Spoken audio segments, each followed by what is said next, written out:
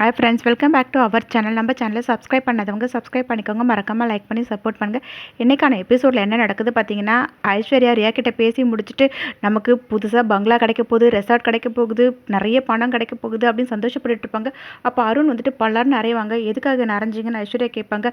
அப்போ அருண் வந்துட்டு வீட்டில் என்ன மாதிரி நிலமை போயிட்டுருக்கு, அங்கே அம்மா வர ஹாஸ்பிட்டலில் இருக்காங்க, இன்னும் அவங்களுக்கு சரியாகலை, வீட்டில் இருக்க யாருமே சாப்பிடவே இல்லை, என்ன ஏதுன்னு கொஞ்சம் அக்கறையாக யாருன்னா கவனிச்சுக்கிட்டியா, எதுனா செஞ்சு கொடுத்தியா, ஆனால் நீ பாட்டுன்னு கனவுல மதந்துட்டு இருக்க, வா அப்படின்னு சொல்லிட்டு பார்த்தீங்கன்னா அங்கேருந்து கூப்பிட்டு போவார்.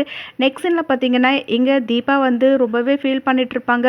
அப்போது பார்த்தீங்கன்னா ரம்யா கால் பண்ணிட்டு, என்னாச்சு தீபா, நீ கிளம்பிட்டியா அப்படின்னு வந்து கேட்பாங்க. நான் கிளம்பிட்டேன், உனக்காக தான் வெயிட் பண்ணிட்டு இருக்கேன், நீ வந்ததும் நான் வந்து உங்க கூட கிளம்பி வந்துடுறேன் அப்படின்னு வந்து சொல்லுவாங்க.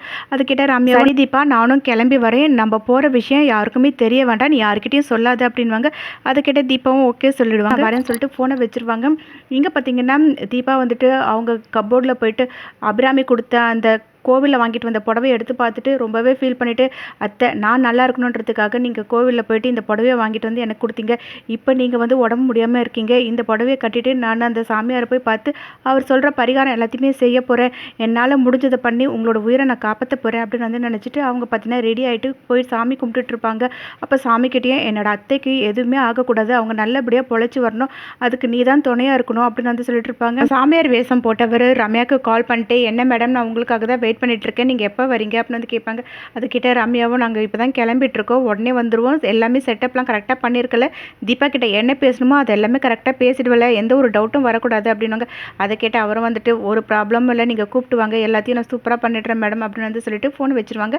ரம்யாவும் பார்த்தீங்கன்னா வெளியே வந்து வெயிட் பண்ணிட்டு இருப்பாங்க. அப்போ தீபா வெளியே வந்துட்டு இருக்கும்போது மீனாட்சி போய்ட்டு, எங்கே தீபா போகிற அப்படின்னு வந்து கேட்பாங்க. தீபா எதுவுமே சொல்ல மாட்டாங்க. அப்போ மீனாட்சி வந்துட்டு, பரவாயில்ல தீபா, நீ எதுவுமே சொல்லலைனா, ஆனால் நீ இப்போ வெளியே போகாத, நீ வந்து ஏதோ தண்ணியில் அடிச்சுட்டு போகிற மாதிரியும் கார்த்திக் வந்து உன்னை காப்பாற்றுறதுக்காக லாஸ்ட் மினிட்ல ட்ரை பண்ணுறாரு, அப்போ வந்துட்டு அவர் கையை யாரும் பிடிச்சிட்டு போன மாதிரி எனக்கு ஒரு கனவு வந்தது, அதனால வெளியே போனால் உனக்கு தான் ஆபத்து வரும், நீ இங்கேயே இரு அப்படின்னு. அது மட்டும் இல்லாமல் நீ ஒரு விஷயம் பண்ணிட்ட, அது நீ பண்ணியே இருக்கக்கூடாது, அத்தையோட உடம்பு குணமாகணும்னு வந்து எல்லாருக்குமே கவலை இருக்குதான், ஆனால் நீ அந்த தாலியை கழட்டி இருக்கக்கூடாது, புருஷன் உயிரோடு இருக்கும்போது தாலியை கழட்டுறது சரியாக சொல்லு, அதனால நீ என்ன பண்ணுற, கார்த்திக் கையால் அந்த தாலியை போட்டுக்கோ அப்படின்வாங்க. அதை கேட்ட தீபா வந்துட்டு, இல்லைக்கா அந்த தாலியை நான் கழட்டி வச்சுட்டேன், இப்போ நான் அந்த தாலியை எடுத்து போட்டுக்கிட்டேன்னு வச்சுக்கோங்களேன், அப்புறம் அத்தையோட உயிருக்கு எதனா ஆபத்து வந்துச்சுன்னா இதால் தானே எனக்கு தோணும், அதனால தான் நான் எதுவுமே பண்ணவே இல்லை, அதுவும் இல்லாமல் இப்போ நான் கட்டியிருக்க புடவை கூட அத்தை எனக்காக ஏலத்தில் கோவிலேருந்து எடுத்துகிட்டு வந்த புடவை தான் நான் கட்டியிருக்கேன், எனக்காக அவங்க எல்லாமே பார்த்து பார்த்து பண்ணாங்க, அத்தை குணமாகறதுக்காக நான் இது கூட பண்ண மாட்டேன்னா, கண்டிப்பாக அத்தை குணமாகிட்டு வந்து அந்த தாலி எடுத்து அவர்கிட்ட கொடுத்து அது கண்டிப்பாக என்னோட கழுத்தில் வரதான் போகுது அப்படின்னு சொல்லிட்டு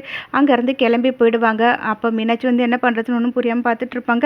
இங்கே பார்த்தீங்கன்னா ரம்யாவும் வந்துட்டு தீபாவை காரில் கூப்பிட்டு போயிட்டுருப்பாங்க. ரம்யா வந்து தீபா கிட்ட, நீ வர விஷயம் யாருக்கும் சொல்லலை அப்படின்னு வந்து கேட்பாங்க. அதுக்கு தீபா வந்துட்டு, நான் வீட்டில் யார்கிட்டையுமே சொல்லவே இல்லை, ஆனால் அவர்கிட்ட சொல்லிட்டேன் அப்படின்னு வந்து சொல்லுவாங்க.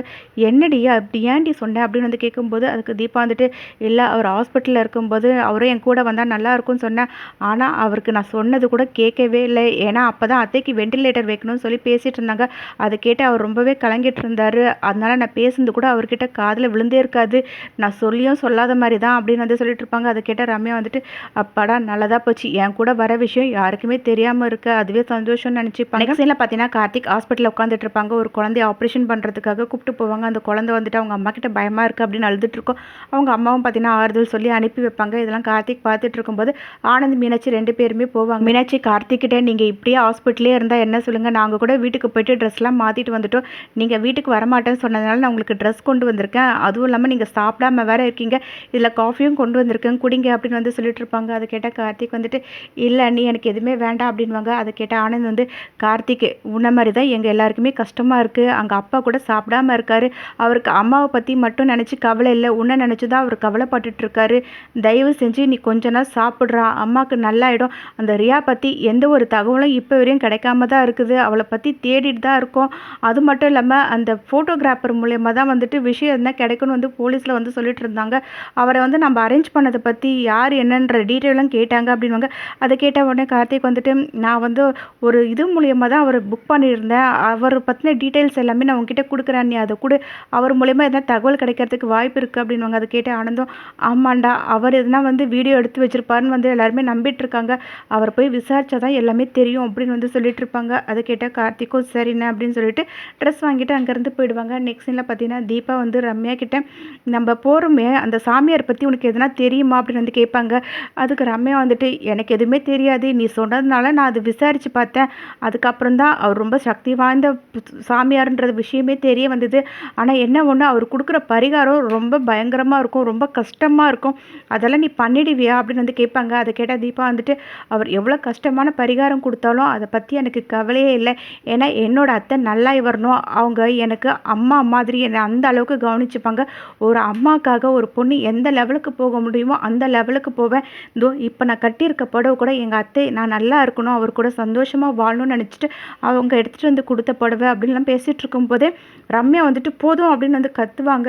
தீபா வந்து என்ன ஆச்சுடி அப்படின்னு வந்து கேட்கும்போது, உடனே ரம்யா வந்துட்டு ஒரு குழந்தைக்கு அப்பா, அம்மா இல்லாதவங்க கிட்ட வந்துட்டு எனக்கு அவங்க அன்ப குடுத்தாங்க, இத வாங்கி குடுத்தாங்க, அத வாங்கி குடுத்தாங்கன்னு சொல்லும்போது எப்படி இருக்கும்? இப்ப அந்த நிலைமையில தான் நானும் இருக்கேன். உனக்குன்னா வந்துட்டு உங்க அத்தை வந்து உனக்கு அம்மா மாரி பார்த்துக்கிறாங்க. உனக்கு ஒரு நல்ல கணவர் கிடைச்சிருக்காரு. அதுவும் இல்லாம உன்னோட சோகத்தெல்லாம் சொல்றதுக்கு ஒரு நல்ல குடும்பம் கிடைச்சிருக்கு. ஆனா என்ன பாரு எனக்குன்னு யாருமே இல்ல. நான் சொல்றத கூட கேட்கறதுக்கு யாருமே இல்ல அப்படின்னு ஃபீல் பண்ணுவாங்க. அத கேட்ட தீபா வந்துட்டு, "நீ கவலைப்படாத அம்மு. நம்ம போறோம்ல சாமியார், அவர்கிட்ட உன்னோட வாழ்க்கை நல்லபடியா அமையணும்னு கூட நான் கேட்கிறேன்" அப்படின்னு வந்து சொல்லுவாங்க. அத கேட்டா ரம்யா மனசுக்குள்ள, "அடி போடி கிறுக்கி! நம்ம வந்து செட் பண்ணி வச்சிருக்கிறதே நான் தான் அந்த சாமியார. அது கூட தெரியாம நீ பேசிட்டு இருக்க. முதல்ல நீ கட்டியிருக்க இந்த சாமி புடவைய மாத்தணும். ஏன்னா அந்த சாமியார் கிட்ட போய் பார்க்கும்போது நீ இந்த சாமி புடவையில இருந்தா நம்ம தேவையில்லாம மாட்டிப்போம். முதல்ல இத மாத்துறதுக்கான வழிய பார்க்கணும்னு யோசிச்சுட்டு இருப்பாங்க. இப்படி இந்த எபிசோட் எண்ட் ஆகும்.